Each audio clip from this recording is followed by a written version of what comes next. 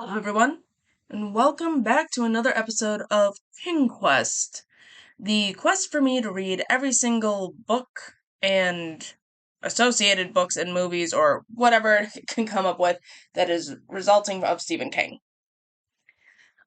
This episode, I'm talking about The Shining, the novel, which I have never actually read before, ever. This is my very first time reading it. So I'm gonna have a lot of opinions on this because my first introduction of The Shining is the movie, which, I mean, it's an iconic movie, but I've also heard stuff basically like, the movie is absolutely not similar to the book and is completely different. And luckily for me, I have watched this movie like years ago, so the iconic scenes are still with me, obviously, but the actual flow and narration of the movie is managed to like be forgotten at this point. So for this, I'm gonna try to do my best to, ignore the movie, because this is not about the movie. This is about the book. Granted, like, I guess as part of it in the beginning is just a hard struggle because when I view the characters of Wendy, Jack, and Danny, the people that tend to come up in my mental image is from the movie, which is not what I wanted because Wendy in the book is blonde and Jack in the book is like this. What was it? He's not like necessarily a brunette, like he doesn't have dark black hair, but he has like brown hair. And I'm like, I have book images of them as I was reading it, but they kept getting overlaid with the actors and actresses from the movie. Like, as I was reading it, they would like swap out in between because, again, everyone would probably be more used to seeing Wendy and Jack from Stanley Kubrick's The Shining as opposed to just reading the book. So it's just sort of hard a little bit with that front. And obviously, like, I've learned many things about what the book had originally versus what was shown in the movie. Like, the dog scene that everyone was just like, what the shit happened in there? Like, that's definitely answered in the book. Questions, answers. Thank you, Stephen King. But again, this is not for me to talk about how I compare the movie to the book. That's for me to like read or not read. Yeah. That's for me when I like finally watch the movie on my list, which is coming up as number 17? 19? Either way, it's coming up eventually. And then I could talk about how the movie compares to the book, and then talk about my opinions on the movie, but that's not what this is. This is about me talking about The Shining as the book. So I'm gonna do my best to just like focus on book itself. I'm trying to think of like where to start with the book. I think the best way for me to start with this book is to because again, I sort of went blind on this book of like what it was actually supposed to be about. Everyone knows like what the setup is, being stuck in a haunted hotel, and then like, Jack becomes deranged and then starts killing his family through like once he snaps during the middle of winter, either through his own devices or through the house influence. Like that is the normal setup of what you assume this book is about. But like reading it, I didn't realize how closely it ties to family, I think. Not just like the families itself, but more like the legacy of abuse that can be passed down from parent to children. Like that is a major theme in this book, especially on both ends. Because Jack, let's obviously like Jack is is Jack a antagonist in this book, or is he just like ended up being one of the Renfield tropes where he's just like a little servant of the real antagonist, which is the hotel itself?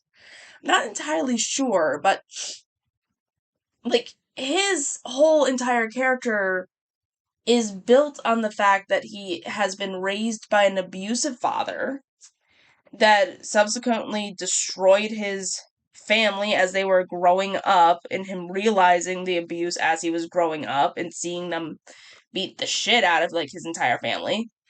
Him from that trying to not be like his father, using alcoholism. I 100% believe he's using alcoholism as a way to escape those traumas and to escape the abuse that has been put onto him.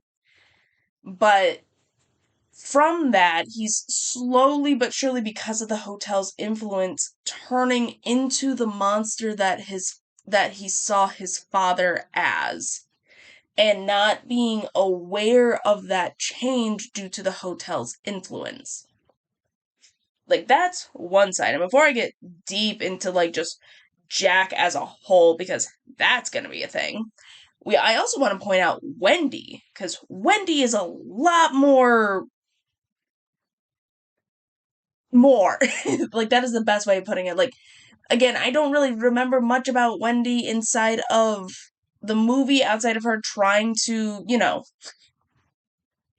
like actually survive in this situation, but the Wendy in the book is definitely like, she's a fighter, man. Like, she is 100% a fighter, ready to defend her son at a moment's notice. Like, good for her for picking her son over, like, her son's well being over everything else, and the decisions for those. She calls out Jack on a bunch of stuff. She gets excited when she realizes a way that they could all be safe. She is like fighting to be like a good provider for her family, but also like thinks realistically of calling out the bullshit when it appears. So good for her. She also has family problems, which again, you don't really realize about that. Um, because she's also has been in an abusive family situation with her mother. Jack is dealing with abuse from his dad. Wendy's dealing abuse from her mom, which doesn't end because her mom is still kicking it. She supports it as grandma, but also her mom keeps belittling everything that Wendy does to the point where she literally thinks she could be a better caregiver or guardian to Danny and just wants to like swoop Danny from Wendy to raise as her own, which is also like a level of creepy that happens that you don't want to happen. So they're both of these people are dealing with family trauma and situations. They are afraid of being like their parents, and they are trying to, from that fear, break the cycle of abuse to raise Danny. And they're trying to always try to put Danny's own well being before their own. Even if they start hating each other, like through that divorce or through the snipings of the entire like climax when their tension is starting to build, they still try to put Danny is first and foremost, and I appreciate that. So reading this book is a tragedy. A lot of these books, like, it's a horror, I get it, but it's definitely a tragedy because we keep seeing Jack is just slowly but surely becoming uh, seduced. I think there's another better word for it than seduced. But he becomes like more ad- not adherent either. God, I wish I could remember this word, but basically he becomes susceptible. That's the word, susceptible.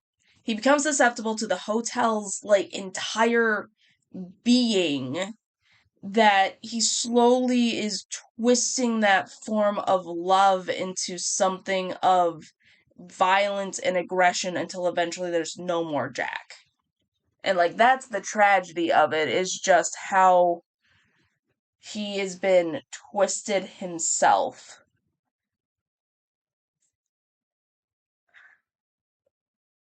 I mean, we could go on about Jack, but I feel like there's other There's not that many. I mean, like, there's a lot of characters in the book, but for the main cast, it's just three people because they're all isolated in the hotel. So we really get a good feeling, good thoughts about Wendy, Jack, and Danny.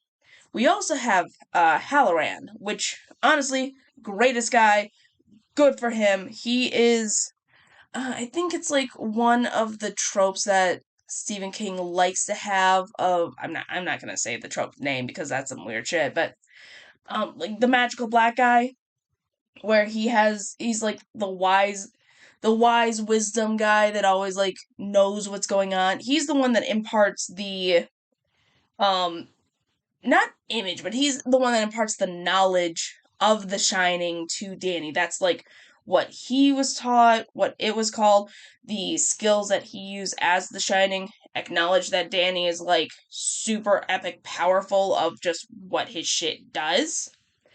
And just letting him know, be aware. Like, I appreciate Halloran. He is a good guy. He he gets Danny's vibe on like such a different level that they become friends because of it. And we gotta appreciate that. Like the man literally after one call flew straight up from Florida all the way to Colorado in like probably a 24-hour journey to make sure that he manages to save Danny. Like you gotta give him props for that. He is such a great guy. We respect our elders. Man, it's just like it's nice to read. Basically, it's nice to read when we got to his chapters down in Florida to see what his normal life is as like some like working but like enjoying his life in Florida, enjoying his time there, just like doing what he naturally does. And then as soon as Danny calls in like terror, he like, nope, gotta drop it. It's gonna suck, and I know it's gonna suck, and I might be walking into my death, but I can't let him die.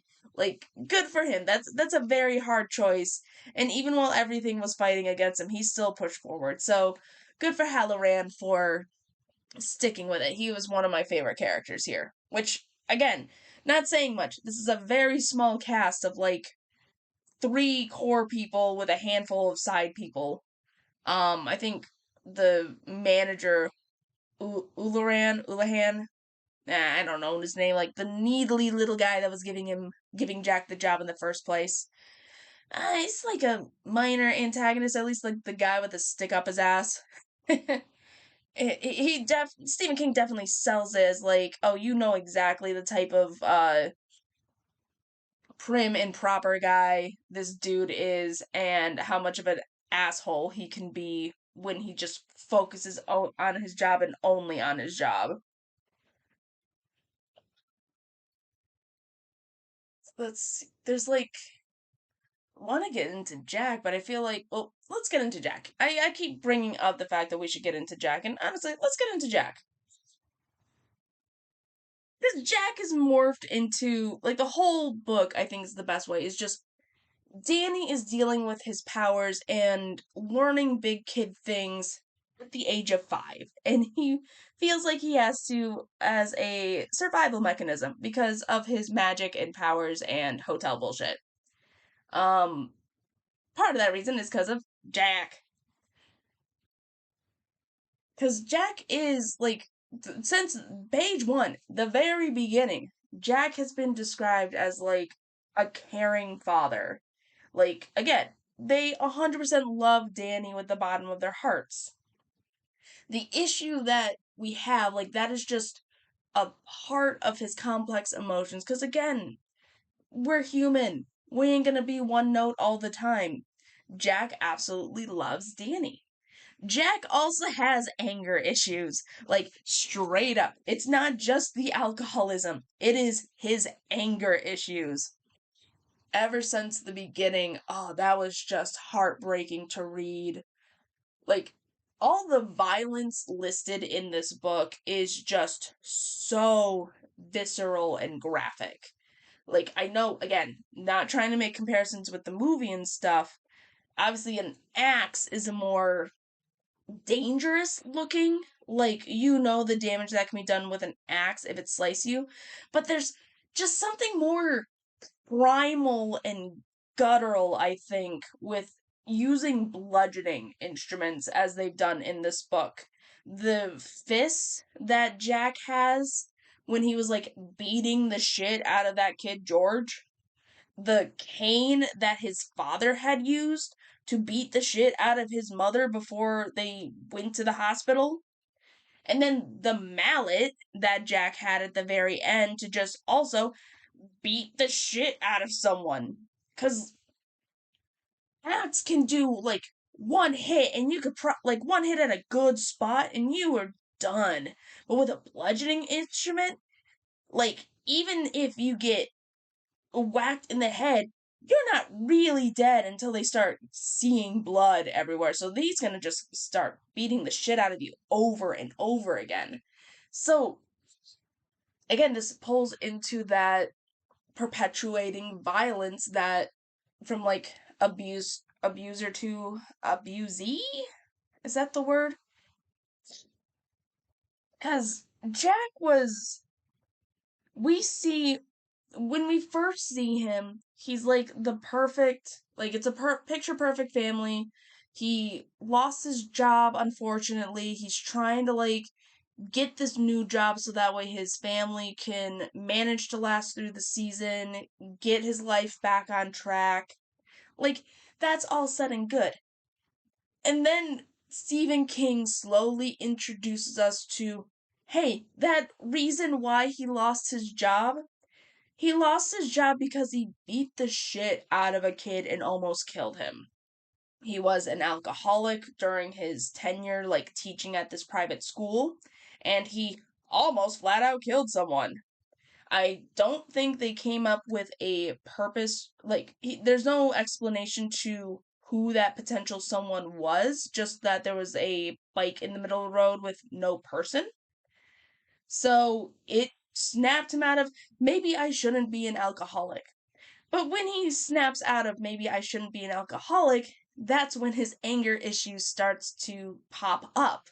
That's when we first start seeing how aggressive and violent Jack is throughout the story, at least in this flashback. And I think the flashback talking about George is absolutely telling when, especially in the moment when we see this flashback. This is like October, I want to think, very beginning when they first started in this hotel. It's just Jack by himself doing roof work, and he gets stung by wasps. And wasps is definitely like a theme of just like this pent up negative emotions, like this dark evil thoughts of aggression and pain, cursed, really, that the hotel seems to like linger on and use to manipulate Jack. But Jack gets stung, and he remembers about, essentially, he got for no reason. People are picking on him for no reason. And we see that mentality, that complex thing that Jack has about, he has always been the guy he's trying to do his best in life, but like everyone else is out to get him for one reason or another. And when he was thinking about this situation, he's thinking about what what the kid did to him. Not necessarily what, I mean, he did do something because he was a dumb kid. Jack had, the kid called out Jack for ruining his debate time, should be 5 minutes, only got 4 because of the clock. He wanted to get revenge, so he just popped his tires. Understandable. I would be pissed. Anyone else would be pissed, especially if the kid brought a knife to school to do this. You get it. Doesn't justify Jack. Like, I have this quote. He specifically went up to the kid, fury in his face, said, "Time to take your medicine to this kid," and then starts beating the shit out of him to the point where he blacks out. And when he finally regains his senses, like, this kid is bleeding and is almost dead. And this is because throughout all of this, Jack is saying in his narration, in his inner monologue, I've not done this. Like, the kid was, like, he's a good kid, he's a smart kid, he just has problems, like, with his stutter, so he was just stuttering a lot. I didn't mess with the clock, he was just, like, stuttering and didn't see the time. Also, you see, like, his justifications come in. Also, if I did mess with the clock, like, it's not a bad thing. We're just trying to, like, save him some agony, save him some time to, like, not make a fool of himself. And you see these, like, little justifications come in throughout this description of this horrific event of Jack didn't mess with the clock. If Jack did mess with the clock, it's honestly a good thing because that kid was just like making a fool of himself or he's being made fun of, so he was just putting the kid out of his misery by not giving him the enough time. It's Jack was just trying to be a good guy. Jack was just trying to like help out. Yes, Jack changed the clock, but honestly it was for the better. Like, it gets to the end before he admits that yes, he did change the clock time, but honestly it was for a good purpose. But it's because of that he tried to do a good thing, quote unquote, and he gets punished for it by having the kid slash his tires. And because of that, he gets pissed and fights him.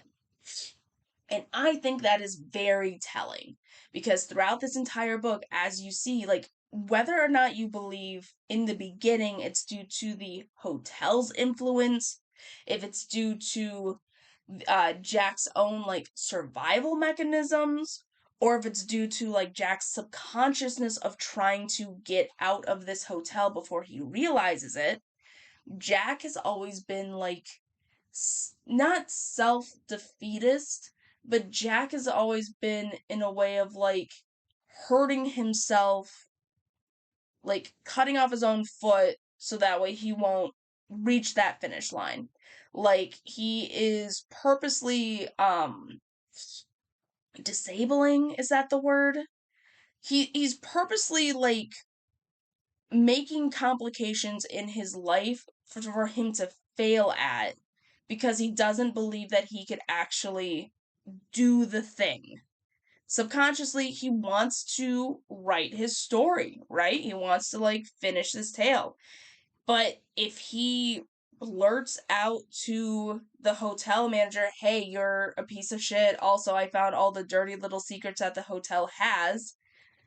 If he straight up says that, he could get fired from his job. Like, why would he do that? He's purposely getting in his own way of doing things. But that feeds into the perception of everyone is out to get him, even though he's also the one that's setting up his own failures at a point, whether subconscious or not. And so we see that bleed in that scene specifically, because after he thinks about that, he thinks about his external sources, he still sort of blames himself, but not really. He blames himself as a way of the heat of the moment. And I also like wrote this quote for the wasp scene too here is surely they knew when he's fully himself, he's the nicest guy in the state. When he's fully himself, it's just the anger that took him over. It's just like the alcohol that just got into him. If once he's like back to his original self, he's a nice guy and he'll do anything he can to help you out. He thought this thought when he was remembering the scene about everyone else, every other kid in his class watching him beat the shit out of a student to death. He almost flat out killed this guy. I would not trust him, regardless if he's the nicest guy when he's at, full capacity, when he's back to his normal state. Because it could only take, like, you don't know when he's gonna be not normal. He could go back to drinking and still beat the shit out of another kid. Or, like, beat up someone in the classroom. Like, that is just a walking time bomb. Of course I won't trust you as a teacher. You literally beat someone to death with your own hands. How can you trust that? And as we get this scene, he's still dealing with the wasps. He's still dealing with the pain in his hand.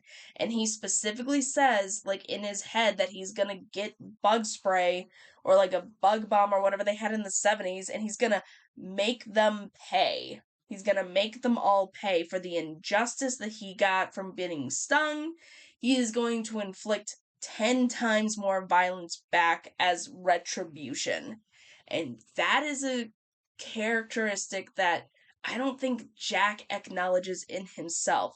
That he is a vengeful guy, and he also wants to get back at those that he thinks is dismissing him or scoffing him. And you see that as the hotel gets more and more of a hold on him, he starts having that dismissive and angry behavior, that vengeful thoughts against Danny, against Wendy, because they're the ones that are trying to stop him from reaching his pinnacle of, originally it's just to like for him to write a story.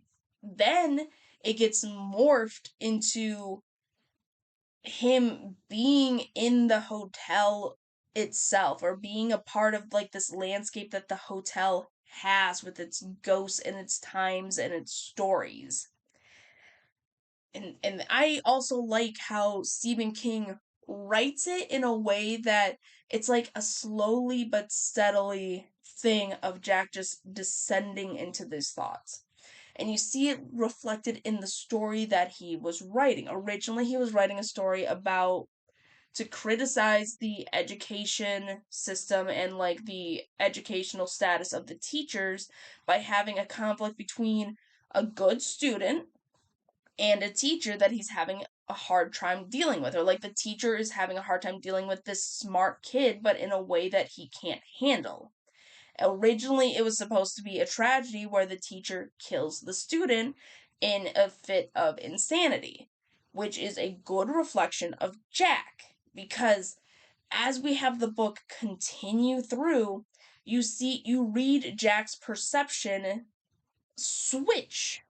At first, like, all of his conscious thoughts is about how to do his job, how to protect Danny and his family, how to protect Wendy.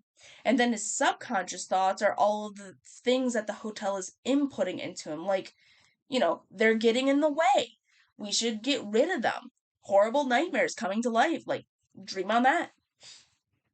So we get that. But then as the book slowly continues on, we see that shift in his ideas.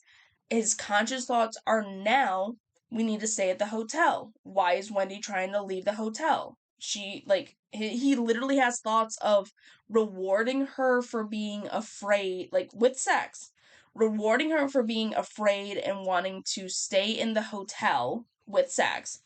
And then he gets a thought of when she realizes a method and way for them all to escape the hotel, he wants to punish her with sex and like inflict pain on her because he found a potential way out.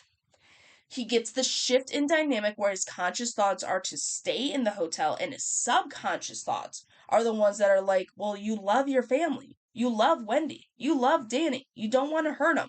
You should leave. You should leave right now. Do whatever you can to leave. Burn the place down. And I think that is really beautiful because we just see like this tragedy of this guy slowly sinking into insanity that his own narration doesn't fully clock, and we don't really see him. And his last words specifically to Danny was, "Run away, I love you, go," which I think is like he's doing his best that he can to resist, but ultimately that is the tragedy of Jack. He succumbs back to his abusive cycle of alcoholism, not necessarily through his own choice, but through the outside influences that is onto him, and it feeds on his own ego. The hotel is literally playing Jack, feeding into that inner darkness that Jack always had. Like, that is, I think, is a key. And like, I know there's like other quotes and stuff, but I know that there's like this one quote that is always attributed to The Shining here. Where did that? Sorry, I like wrote a shit down. Yeah, here we go. "This inhuman place makes human monsters. if Jack and Wendy and Danny went to a different job or a different position, they might have, it might have been fine. They might have, like, just tried their best, like normal people, to live their life. But because they're at the Overlook, because the hotel itself and all the spirits and, like, this dark vibe entity that is possessing it clocks the family and, like, the power that Danny has, it is purposely feeding into Jack's perception, twisting it in a way to fit its own intentions. And then once Jack is wind up officially, like once Jack is firmly on the hotel's side, lets them loose to essentially do the murders, to keep Jack permanently at the hotel forever in his state. So that's just like, it's just so good. Also, reading this, the way that Stephen King describes not only the violence but the fears that Danny has. Like, if I'm gonna shift over to Danny here, because reading through Jack's, like, essentially, like, his murder rampage, like the violence in the swinging of the mallet and stuff, great, fantastic, beautiful. 10 out of 10 would recommend. Literally, I 100% believe that the, like, every part of a Stephen King book is great, but the more exciting parts of, like, that final climax, always within the last 100 pages. Always. Well, once you get to the last 100 pages of a book, that's when shit gets real and buck wild, and that's when you're running through it. Because that's the point where Jack is gone full nuts, starts murdering or trying to attempted murder everyone in the hotel. He gets so injured and damaged from his fight with Wendy, which, good for Wendy. Her first thought was make sure that she gets a knife, make sure that she puts Danny over her crazy husband. Good for her. She, like, he slowly, because of the injuries that he's taking, gets warped to the point where Danny, as, like, either as an acknowledgement of what the hotel is doing, or because of his 5-year-old brain that he can't conceptualize it, like, Jack is no longer his father. Because in Danny's mind, Danny's mind, Danny knows exactly what Jack looks like. Like, loving, warm, caring face. So seeing this, like, monster with a club dressed in white, which, again, that image of being dressed in full white with, like, a stick in your hand, reminiscent of Jack's own father, who is white with scrubs as a nurse assistant with a cane. He doesn't see the man as his father anymore. Danny doesn't see Jack as his dad. Danny sees Jack as a monster and calls the hotel out on it because Jack was never there to begin with at this point. It was just all the hotel. Which I think is fantastic for, like, just honestly, Stephen King does a good job of just seeing this worldview from a 5-year-old's perspective. Of seeing how you think this 5-year-old kid thinks he knows the world well enough, but he doesn't. And he, like, is trying to put big thoughts into small words, and that is why he's trying to, like, learn to read as fast as he can, is because of he's trying to understand the world because he knows that there's a danger to it. So he's trying to, like, learn enough to survive, and we don't give kids enough credit for that, of just trying to make it out in the world. Another quote that I got here, that I absolutely love is, Danny gazed at the difference in height between the third floor hall and the elevator floor, as if he had just sensed the universe was not as sane as he had been told.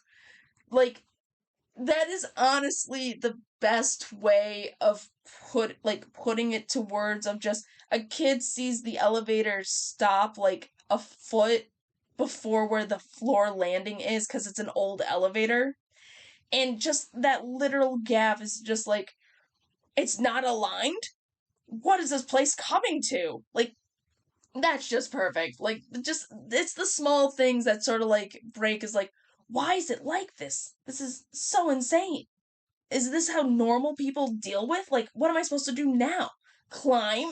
Like, good for Danny. Good for Danny, honestly. But it's just because of that 5-year-old mentality when you're reading this, because again, Stephen King is not just like a horror novel writer, he's also a good terror writer. Like, we feel the fears that Danny has as a 5-year-old kid, feeling like his imagination is running wild of that fire extinguisher is a snake that is coming to try and get you, even though nothing actually happened. Like, the entire scene, it's just the internal thoughts of Danny thinking about this fire extinguisher throughout the entire scene. Nothing happens to him, but he's so afraid and terrified that you feel that tension of, is it? Is it? Is it? And then he runs. And then you don't necessarily know, like, was it anything? Was it nothing? Or was it just being messed with? And you see that being pulled up further and further of just like him, the hedge animals. Also, I need to talk about these hedge animals because again, something that was missed in the movie, the hedge animals exist, and playing like red light green light with something that can murder you is always very terrifying to do. It's always very terrifying to do when it's like you acknowledge and see them change, and it's like, well, that's some whack shit, you should just leave. So when we see Danny trying to deal with the hedge animals, trying to like save himself and run away from them, this also ties back to the fact that Danny 100% unconditionally loves his dad. Because even though his dad is being seduced, essentially, at this point, by the hotel and is on the hotel side, Danny is using the knowledge imparted by his father to save himself. How to use the snowshoes right, how to keep calm. He's trying to emulate what would his dad do in a situation like this, and is using that as a way to survive a scary encounter. Which, again, I think is a great way of showing, like, not just the information that Jack parts on Danny, on like how to use those snowshoes, but just like him being a role model, him being this assertive, strong, powerful figure in Danny's life that he's like, if I'm gonna make through this, I need to be as cool as a cucumber, just like my dad. What would my dad do? Think about what my dad taught me. And it's that unconditional love that Danny has for his dad that allows him, I believe, to acknowledge one, the horror that his entire nightmares that we've been hearing about since page one, like since the very beginning of being chased through the halls of the hotel by a scary figure, which I can't tell if like Stephen King was leaning into it, like being a surprise that it was always his dad, or not a surprise that like you get the vibes, but I don't know if it's just like my knowledge of The Shining as a whole that lets me clock it early versus just like reading it for the first time and not hearing about the story ever. But regardless, like Danny is terrified of the idea that his dad would be the one to try to hurt him. But when he actually sees the creature, essentially like at the end when the hotel possesses Jack, it's no longer Jack, it's like this meat suit. It's just a body that is being used and warped to his own to its own like devices. And so Danny manages to clock that. That is not my dad. You are using my dad's face, but it looks so horribly disfigured that you are not my dad. Because Danny knows and loves his dad 100%. I also want to talk about like foreshadowing here, because Stephen King has like done some stuff like Carrie. He's done like flash forwards and flashbacks to give us pieces of the story, but The Shining itself does very well with foreshadowing a lot. And I'm like, I was surprised of like reading this and how much it parallels very well to the demise of Jack in the hotel, the boiler, like 100% the boiler, which I approve. Like, first off, straight off, I approve of Stephen King's writing so far. Is like anything that has to deal with evil, you kill it with fire. Like, flat out, that is how we defeat all the bad things at the climax of every single book so far. Fire. Carrie burns down the town. Fire. Salem's Lot, fight off the vampires. Fire.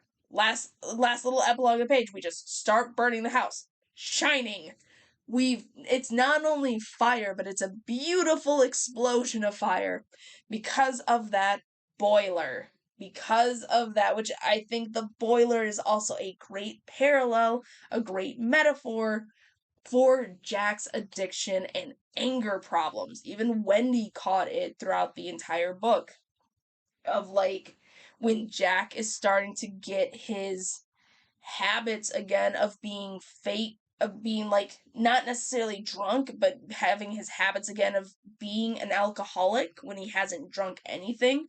Wendy starts thinking like normally Jack would get mad, yell out, literally blow off some steam, and then he would be back to square one. But the problem in the hotel is Jack is not letting out his anger feelings. He's doing everything else but yelling and being aggressive or violent.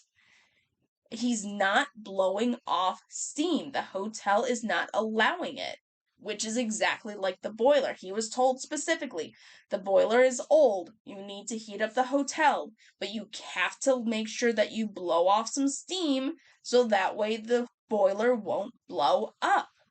So it is very fitting throughout all of this, throughout Jack just like focusing on trying to manage his own anger problems, manage his own alcoholism, dealing with the boiler itself. He is letting out steam from the boiler, but not of his own issues, whether it's due to the hotel's influence or just him slowly becoming to like this idea, like this twisted idea of what it means to be a father, what it means to be a caretaker or a caregiver, of like doling out punishments and shit instead of being loving. It gets up to a head to the very end of the book, again, that last 100 pages, where he blows up and starts attacking everyone. And that's when the boiler blows up.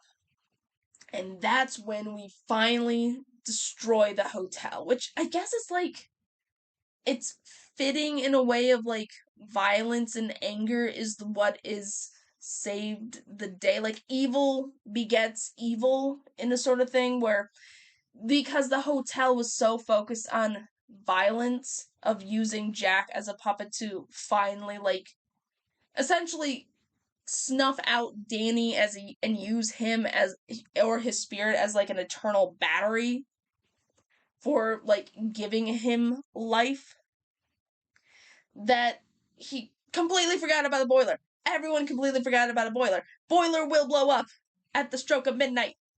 We appreciate an explosion of violence. Like, good for Stephen King for making sure that when things blow up, they blow up well.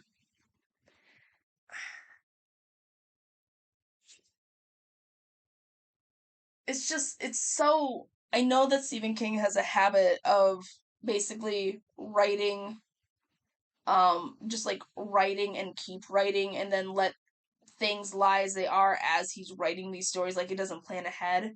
But I fully believe, just like with how well these parallels are done in The Shining, he has to have some concepts of like, he has to like plan some things because it's just so poetically beautiful of just seeing like how everything aligns with each other, with like the alcoholism, with the anger issues, with Jack and with the boiler.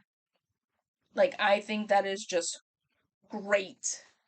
Fantastic, honestly, to read. I know that it took me like a month since the last video of us like posting for Carrie the movie.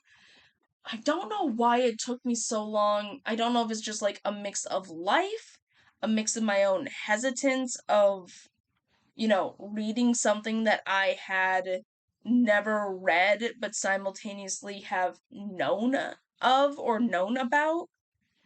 But this is a very well written book. Like, absolutely. Like, this is like, Stephen King has been writing out bangers since he started this career. Let's be real here. Real here. And we didn't even touch about, like, let's talk about Danny's shining powers. Like, Danny's whole abilities that he was born with it. He doesn't necessarily want it. This is what he has. And he's just 5, man. He's 5 and he's trying to learn the fact that, like, not only can he read minds, he could read subconscious minds, and he could yell at people literally like hundreds of miles away for help because he's that strong and powerful only at 5. Like, this is, I'm pretty sure this is pulling in from Harry, like, if we're talking tropes, the telepathic child of Danny mind reading, of Danny like having supernatural powers of sensing ghosts and spirits. It's actually like, if you want to throw it out there, it's sort of like Shintoism a little bit. This idea, this concept of being able to sense good and evil spirits, or having this a power to deal with the spirit realm and world, which is what Danny is able to do because of his powers.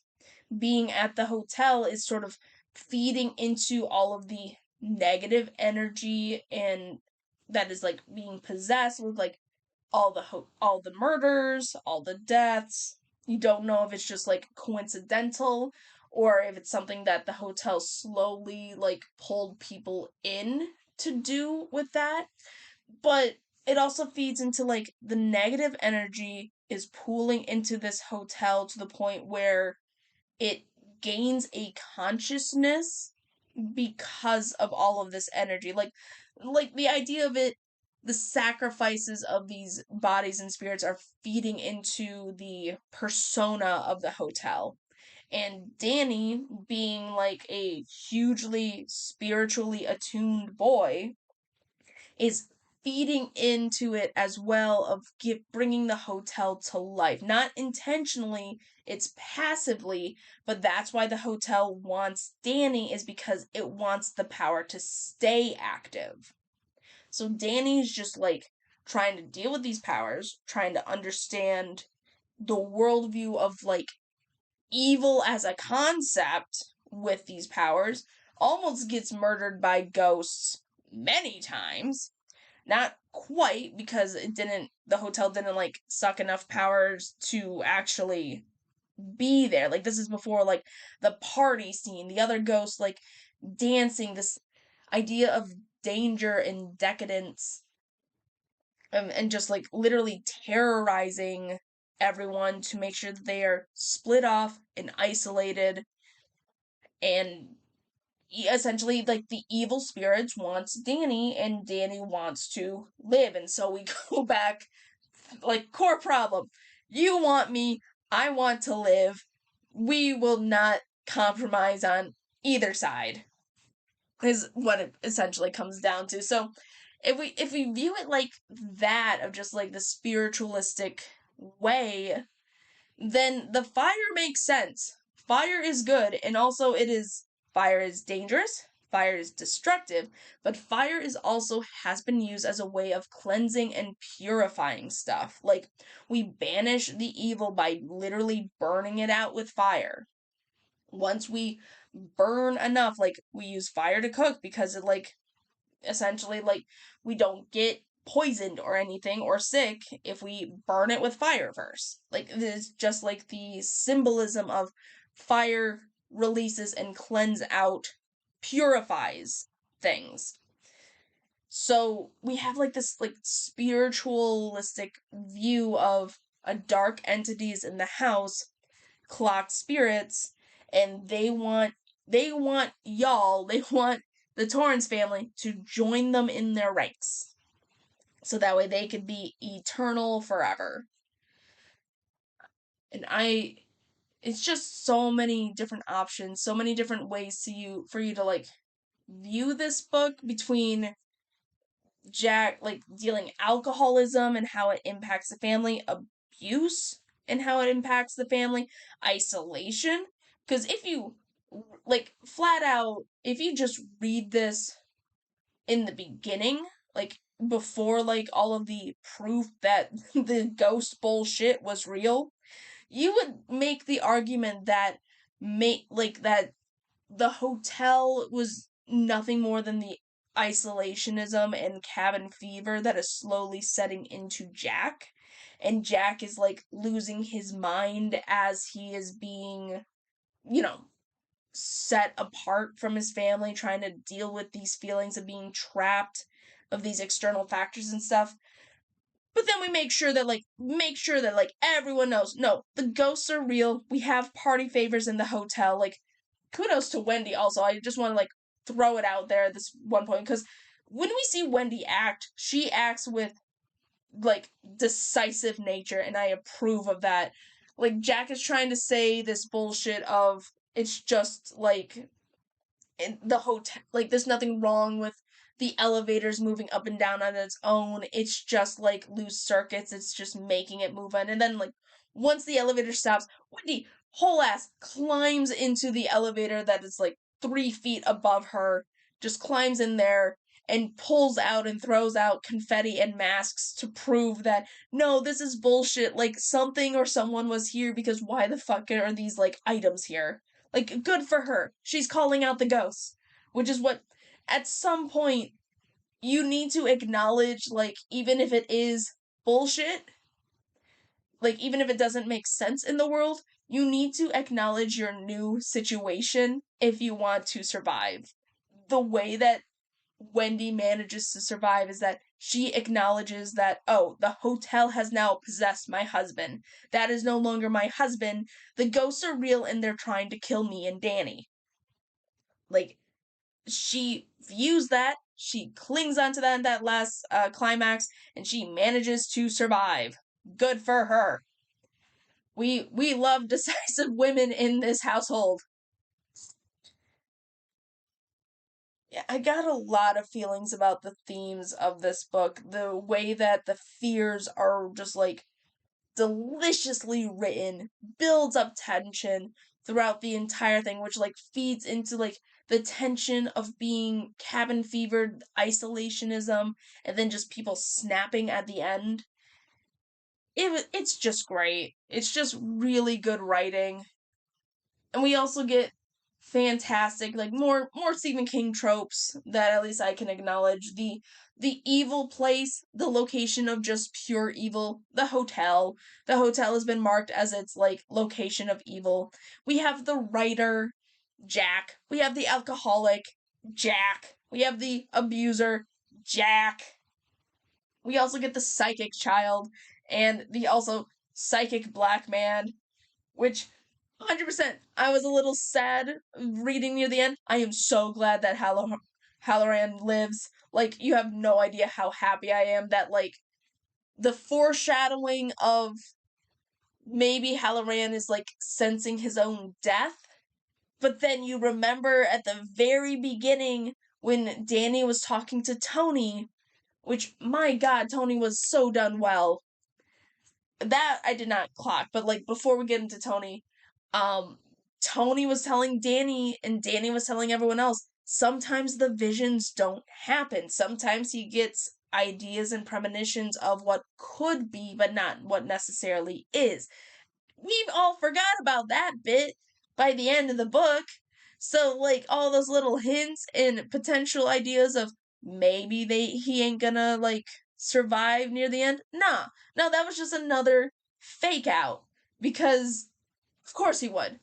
Good for Halloran. If Halloran was not there to save them, then they would have absolutely died in the snow before they could get help. Like full sail, 100%.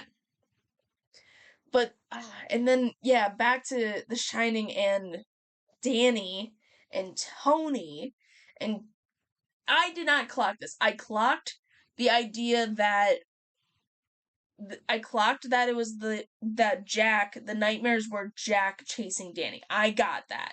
I don't know if it's because of me just being good at reading or just me being, knowing what's going to happen at the end and just by association figured it out. Tony, 100% left field.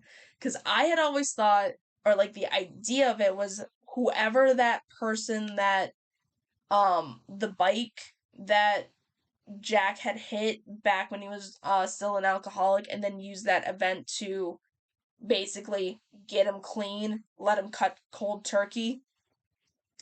I had always thought that the kid that was on that bike, that was the ghost or spirit that was haunting Danny and helping him out. I had always I had thought that like that was the key to it. I until the very end, until like Danny goes into like his inner sanctum within himself, it did not clock me of Danny's full name that Tony was actually Danny this entire time. Tony was the adolescent figure of who he is going to grow up to be as a mix of himself and his dad, of just like becoming a bigger and better person, whether it's subconsciously him being more mature about his powers, subconsciously his powers are taking the form of a more adult version of Danny, or at least like more adult in a 5-year-old's mind, which is like a teenager, or if maybe in the future, what if he got so powerful he could time travel himself? So Tony was actually Danny in the future, and Tony was trying to help out his past self in order to do this to eventually to the point where, like, well, I can't help the hotel no more. Hopefully, my timeline stays the same. You don't get it, not really, about like who specifically is Tony and all this. Nor do you really get like who was the bike that like Jack had ran over back when he decided to not be an alcoholic. Like you don't necessarily get those things, but I don't think it matters in the context of the moment because the moment is just like the full powers of Danny, which is Tony, talking to Danny on a level that it's literally just the two of them to acknowledge the actual dangers and event that is going to happen. That was something that Tony was always trying to warn Danny, but unfortunately, Danny was either too young or too inexperienced to really recognize and retain that information of what it is outside of it being danger. So just seeing that scene of just like talking to himself as an older version of himself, as him growing up to be well adapted, I think that's beautiful.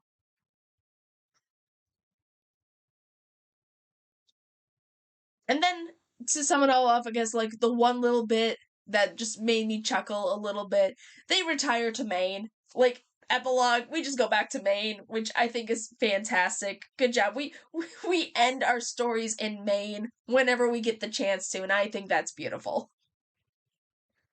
Alright, I think that is it for what I want to say. Mostly this is just Jack focus, which makes sense. Jack ends up being the protagonist and antagonist at the same time. The Shining's a bit of a tragedy between the two, but Wendy still gets her point to shine, and Halloran, I salute you for everything that you do for this kid.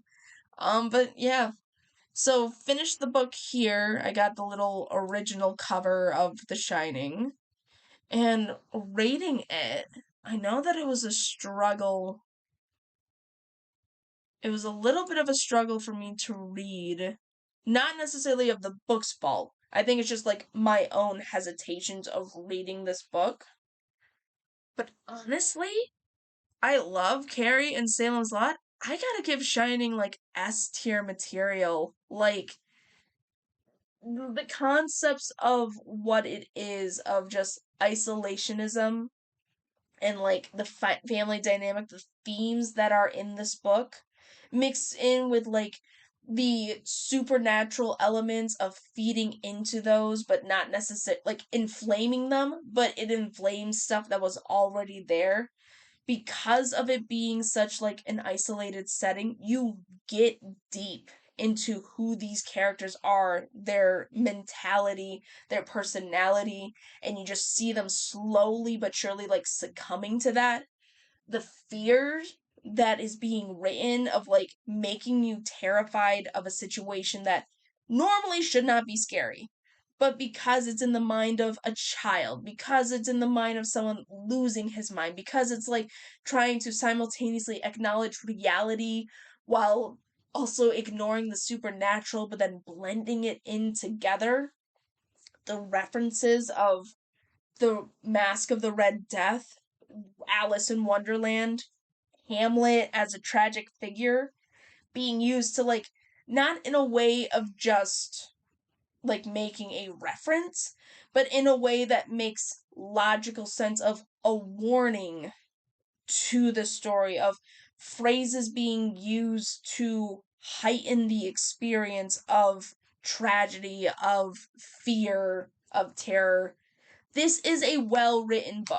This is a fantastic read. I got so terrified and uncomfortable, especially with the scenes of violence that is not supernatural based. Just like the graphic scenes of really the first scene where I'm like, oh shit, this is fucked up. Reading about how Jack broke Danny's arm, that was like set the tone for all of us for this book of like, oh shit, this is messed up. And it just goes from there. I think this is an excellent book. 100%. This is definitely a book that I would recommend all the time. So I think this is definitely S tier material. This is a Stephen King book.